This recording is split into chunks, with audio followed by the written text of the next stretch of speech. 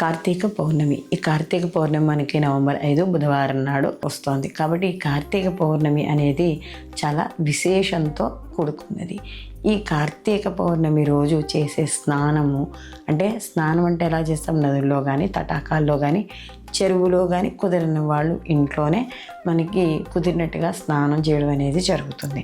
అలాగే స్నాన సంకల్పము ఇవన్నీ కూడా విశేష ఫలితాన్ని కలుగజేస్తాయి. అలాగే ఉదయాన్నే లేవడం అంటే సూర్యోదయానికి పూర్వమే లేచి స్నానం చేసి దగ్గరలో ఉన్న శివాలయానికి వెళ్ళి శివాభిషేకము, అలాగే శివునికి అర్చన, ఆరాధన ఇవన్నీ కూడా ఇలాంటివి చేయడం ద్వారా ఎన్నో జన్మల పుణ్యఫలం అనేది లభిస్తుంది. అలాగే కార్తీక పౌర్ణమి రోజు చేసే దీపదానము, అలాగే వీళ్ళు చేసే దీపదానంతో పాటుగా దీప ప్రజ్వలన అంటే దీపం వెలిగించడము, ఇలాంటివన్నీ కూడా మనకు ఉండే తెలిసి తెలియని పాపాలు ఏవైతే ఉన్నాయో కూడా అవన్నీ కూడా కరిగిపోవడం అనేది జరుగుతుంది. అలాగే ఇక్కడ ఈ కార్తీక పౌర్ణమి రోజు చాలామంది గుత్తి ఒత్తులను వెలిగిస్తారు. 365 ఒత్తులు.